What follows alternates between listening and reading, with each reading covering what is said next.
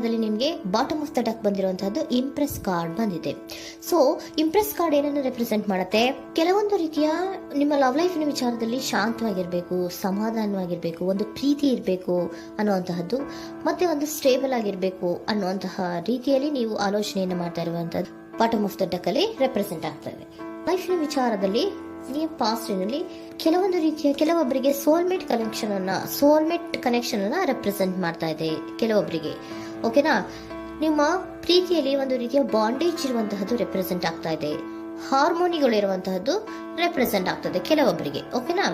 ಮತ್ತೆ ಕೆಲವೊಬ್ಬರಿಗೆ ನಿಮ್ಮ ಲವ್ ಲೈಫ್ ನ ವಿಚಾರದಲ್ಲಿ ಥರ್ಡ್ ಪಾರ್ಟಿ ಸಿಚುಯೇಷನ್ ಅನ್ನ ರೆಪ್ರೆಸೆಂಟ್ ಆಗ್ತಾ ಇದೆ. ಓಕೆನಾ?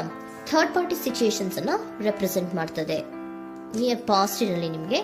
ನೆಕ್ಸ್ಟ್ ಕಾರ್ಡ್ ಬಂದಿರುವಂತಹದ್ದು ಪೇಜ್ ಆಫ್ ಸೋರ್ಟ್ಸ್ ಬಂದಿದೆ. ಥರ್ಡ್ ಕಾರ್ಡ್ ಬಂದಿರುವಂತಹದ್ದು ಯಾವುದು? ನಿಮಗೆ ಪೇಜ್ ಆಫ್ ಸೋರ್ಟ್ಸ್ ಬಂದಿದೆ. ಸೊ ಕ್ಯೂರಿಯಾಸಿಟಿ ಇದ್ದಂತಹ, ನಿಮ್ಮ ಲವ್ ಲೈಫಿನ ವಿಚಾರದಲ್ಲಿ ಒಂದು ಕ್ಯೂರಿಯಾಸಿಟಿ ಇದ್ದಂತಹ, ಒಂದು ರೀತಿಯ ಬಾಂಡೇಜ್ ಇದ್ದಂತಹ, ಸ್ವಲ್ಪ ನೀವು ಮಾತಾಡಿರುವಂತಹ ಸಾಧ್ಯತೆಗಳು ರೀಸೆಂಟ್ ಪಾಸ್ಟ್ ನಲ್ಲಿ ರೆಪ್ರೆಸೆಂಟ್ ಆಗ್ತಾ ಇದೆ. ಸೊ ನಿಮ್ಮ ಲವ್ ಲೈಫಿನ ವಿಚಾರವಾಗಿ ಒಂದು ರೀತಿಯ ಬಾಂಡೇಜ್ ಇರುವಂತಹದ್ದು, ನೀವು ಕೆಲವೊಬ್ಬರಿಗೆ ಥರ್ಡ್ ಪಾರ್ಟಿ ಸಿಚುಯೇಷನ್ ಮತ್ತೆ ಕೆಲವೊಬ್ಬರಿಗೆ ಸೋಲ್ಮೇಟ್ ಕನೆಕ್ಷನ್ ಅನ್ನ ರೆಪ್ರೆಸೆಂಟ್ ಮಾಡ್ತಾ ಇದೆ. ಮತ್ತೆ ನಿಮ್ಮ ಲವ್ ಲೈಫಿನ ವಿಚಾರದಲ್ಲಿ ನೀವು ಮಾತಾಡಿರುವಂತಹದ್ದು ಕೂಡ ಕೆಲವೊಂದು ರೀತಿಯ ಮಾತುಕತೆಗಳು ಆಡಿರುವಂತಹದ್ದು, ಹೊಸ ಐಡಿಯಾಗಳನ್ನ ಮಾಡಿರುವಂತಹದ್ದು ಇಲ್ಲಿ ರೆಪ್ರೆಸೆಂಟ್ ಆಗ್ತದೆ. ಮೇ ಬಿ ನೀವು ಫ್ರೆಂಡ್ಸ್ ಗಳ ಮೂಲಕ ನೀವು ನಿಮ್ಮ ಪರ್ಸನ್ ಅನ್ನ ಭೇಟಿಯಾಗಿರಬಹುದು.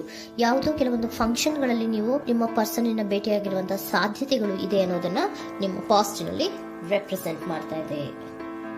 ನೆಕ್ಸ್ಟ್, ಅಟ್ ಪ್ರೆಸೆಂಟ್ ನಲ್ಲಿ ಯಾಕೋ ನಿಮ್ಮ ಲವ್ ಲೈಫಿನ ವಿಚಾರದಲ್ಲಿ ಫೀಲಿಂಗ್ ಲೆಫ್ಟ್ ಔಟ್ ಆಗಿರುವಂತಹ ಸಾಧ್ಯತೆಗಳು ರೆಪ್ರೆಸೆಂಟ್ ಆಗ್ತಾ ಇದೆ. ಅಟ್ ಪ್ರೆಸೆಂಟ್ ನಲ್ಲಿ ಯಾಕೋ ಕೆಲವೊಂದು ರೀತಿಯ ಚಿಂತೆಗಳಿರುವಂತಹದ್ದು, ವರೀಸ್ಗಳಿರುವಂತಹದ್ದು, ಬೇಜಾರಿನಲ್ಲಿ ನಿಮ್ಮ ಲವ್ ಲೈಫಿನ ವಿಚಾರದಲ್ಲಿ ಇರುವಂತಹದ್ದು ರೆಪ್ರೆಸೆಂಟ್ ಆಗ್ತಾ ಇದೆ.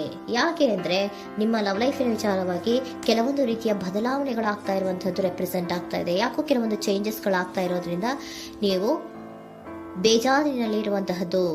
ನಿಮ್ಮ ಲವ್ ಲೈಫಿನ ವಿಚಾರವಾಗಿ ಯಾಕೋ ಪರಿಸ್ಥಿತಿಗಳು ಅಷ್ಟು ಚೆನ್ನಾಗಿಲ್ಲದೆ ಇರುವಂತಹದ್ದು ರೆಪ್ರೆಸೆಂಟ್ ಆಗ್ತಾ ಇದೆ. ಯಾಕೋ ಕೆಲವು ಬದಲಾವಣೆಗಳು, ಚೇಂಜಸ್ಗಳು ಆವಾಗಿಂದ ಆವಾಗಲೇ ಆಗ್ತಾ ಇರುವಂತಹದ್ರಿಂದ ನಿಮಗೆ ಬೇಜಾರಾಗಿರುವಂತಹದ್ದು ರೆಪ್ರೆಸೆಂಟ್ ಆಗ್ತಾ ಇರೋದು. ಮತ್ತೆ ಥರ್ಡ್ ಕಾರ್ಡ್ ಬಂದಿರುವಂತಹದ್ದು ಕ್ವೀನ್ ಆಫ್ ವ್ಯಾಂಡ್ಸ್ ಬಂದಿದೆ. ಸೊ ಕ್ವೀನ್ ಆಫ್ ವ್ಯಾಂಡ್ಸ್ ಏನಕ್ಕೆ ನಿಮಗೆ ಪದೇ ಪದೇ ಚೇಂಜಸ್ಗಳಾಗ್ತಾ ಇದೆ? ಆ ಚೇಂಜಸ್ಗಳಿಂದ ಯಾಕೋ ಕೆಲವೊಂದು ರೀತಿಯ ವೇರಿಯೇಷನ್ಗಳು ಆಗ್ತಾನೆ ಇರೋದ್ರಿಂದ ನಿಮಗೆ ಬೇಜಾರಾಗ್ತಾ ಇದೆ.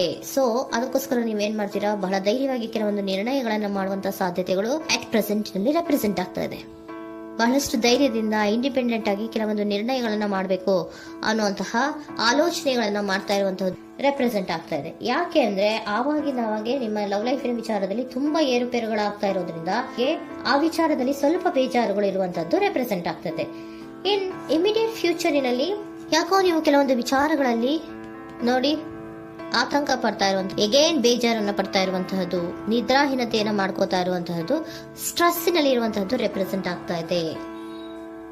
ಕೆಲವೊಂದು ನಿರ್ಣಯಗಳನ್ನು ತಗೊಳ್ಳುವಂತಹ ಸ್ಟ್ರೆಸ್ಗಳಲ್ಲಿ ಇರುವಂತಹದ್ದು ಕೆಲವೊಬ್ಬರಿಗೆ ಯಾಕೋ ಇಮಿಡಿಯೇಟ್ ಫ್ಯೂಚರ್ ನಲ್ಲಿ ಕೂಡ ರೆಪ್ರೆಸೆಂಟ್ ಆಗ್ತಾ ಇದೆ. ಆದ್ರೆ ಫ್ಯೂಚರ್ ನಲ್ಲಿ ನೀವು ಏನ್ ಮಾಡ್ಬೇಕಾಗಿತ್ತು? ಸೊ ಕ್ವಿಕ್ ಥಿಂಕಿಂಗ್ ಅನ್ನ ಮಾಡ್ಬೇಕಾಗಿತ್ತು. ಕೆಲವು ವಿಚಾರಗಳ ಬಗ್ಗೆ ನೀವು ಫೋಕಸ್ ಅನ್ನ ಮಾಡ್ಬೇಕಾಗಿತ್ತು. ಏನಾಗ್ತಾ ಇದೆ ನಮ್ಮ ಲವ್ ಲೈಫಿನ ವಿಚಾರದಲ್ಲಿ ಅನ್ನೋದನ್ನ ಫೋಕಸ್ ಅನ್ನ ಮಾಡಿದ್ರೆ ನಿಮ್ಮ ಲವ್ ಲೈಫಿನ ವಿಚಾರದಲ್ಲಿ ಕೆಲವೊಂದು ರೀತಿಯ ಫುಲ್ಫಿಲ್ಮೆಂಟ್ಗಳು, ಸಮಾಧಾನಗಳು, ಖುಷಿಗಳು ಇರುತ್ತೆ.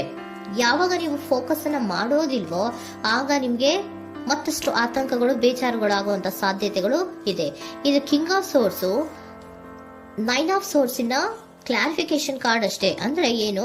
ನೀವು ಕೆಲವೊಂದು ವಿಚಾರಗಳಲ್ಲಿ ಫೋಕಸ್ ಅನ್ನ ಮಾಡಬೇಕು. ಲವ್ ಲೈಫಿನ ವಿಚಾರಗಳಲ್ಲಿ ಫೋಕಸ್ ಅನ್ನ ಮಾಡಿ ಕೆಲವೊಂದು ರೀತಿಯ ಆಕ್ಷನ್ಸ್ ಗಳನ್ನ ತಗೊಂಡ್ರೆ ಫುಲ್ಫಿಲ್ಮೆಂಟ್ ಗಳಾಗುವಂತಹ, ಸಮಾಧಾನಗಳಾಗುವಂತಹ, ಖುಷಿಗಳಾಗುವಂತಹ ಸಾಧ್ಯತೆಗಳು ಇದೆ. ಕರೆಕ್ಟ್ ಆಗಿ ಮಾತಾಡಬೇಕು. ಏನ್ ಮಾತಾಡಬೇಕು ನಿಮ್ಮ ಲವ್ ಲೈಫಿನ ವಿಚಾರವಾಗಿ ಕರೆಕ್ಟ್ ಆಗಿ ಮಾತಾಡಿ ಕೆಲವೊಂದು ರೀತಿಯ ಕ್ಲಿಯರ್ ಥಿಂಕಿಂಗ್ ಅನ್ನ ಮಾಡಿ ಕ್ವಿಕ್ ಆಕ್ಷನ್ಸ್ ಅನ್ನ ತಗೊಳ್ಳುವಂತಹದ್ದು ರೆಪ್ರೆಸೆಂಟ್ ಆಗ್ತಾ ಇದೆ. ಓಕೆನಾ? ಇದಿಷ್ಟು ನಿಮ್ಮ ಕಾರ್ಡ್ಸ್ ನ ರೀಡಿಂಗು. ನೆಕ್ಸ್ಟ್, ಏಂಜಲ್ ಗೈಡೆನ್ಸ್ ನಿಮ್ಗೆ ಏನ್ ಹೇಳ್ತಾ ಇದ್ದಾರೆ ಅನ್ನೋದನ್ನ ನೋಡೋಣ. ನಿಮ್ಮ ಲವ್ ಲೈಫಿನ ವಿಚಾರವಾಗಿ ಏಂಜಲ್ ಗೈಡೆನ್ಸ್ ಏನ್ ಕೊಡ್ತಾ ಇದ್ದಾರೆ? ವೇಟ್ ಅಂತ ಹೇಳ್ತಾ ಇದ್ದಾರೆ. ಸ್ವಲ್ಪ ತಾಳ್ಮೆಯಿಂದ ಇರೋ. ಅವಸರದಲ್ಲಿ ಯಾವ ನಿರ್ಧಾರವನ್ನ ಕೂಡ ಮಾಡಬೇಡ ಅನ್ನೋದನ್ನ ಏಂಜಲ್ ಗೈಡೆನ್ಸ್ ಕೊಡ್ತಾ ಇದ್ದಾರೆ. It's up to you. ಇದು ಎಲ್ಲ ನಿನಗೆ ಬಿಟ್ಟಿರುವಂತಹದ್ದು. ಬೇಗ ಬೇಗ ಕೆಲವೊಂದು ನಿರ್ಧಾರಗಳನ್ನ ಕ್ವಿಕ್ ಥಿಂಕಿಂಗ್ ಅನ್ನ ಮಾಡಿದ್ರು ಕರೆಕ್ಟ್ ಆಗಿ ಕ್ಲಿಯರ್ ಥಿಂಕಿಂಗ್ ಅನ್ನ ಮಾಡಬೇಕು. ಸೊ ಕ್ಲಿಯರ್ ಥಿಂಕಿಂಗ್ ಅನ್ನ ಮಾಡೋದಕ್ಕೆ ಲವ್ ಲೈಫ್ ನ ವಿಚಾರವಾಗಿ ಸ್ವಲ್ಪ ಟೈಮ್ ಬೇಕಾಗುತ್ತೆ. ಅದಕ್ಕೋಸ್ಕರನೇ ಏಂಜಲ್ ಗೈಡೆನ್ಸ್ ನಿಮ್ಗೆ ಏನ್ ಕೊಡ್ತಾ ಇದ್ದಾರೆ, ಸ್ವಲ್ಪ ವೇಟ್ ಮಾಡಿ. ಇಟ್ಸ್ ಅಪ್ ಟು ಯು, ಇದು ನಿಮ್ಗೆ ಬಿಟ್ಟಿರುವಂತಹದ್ದು.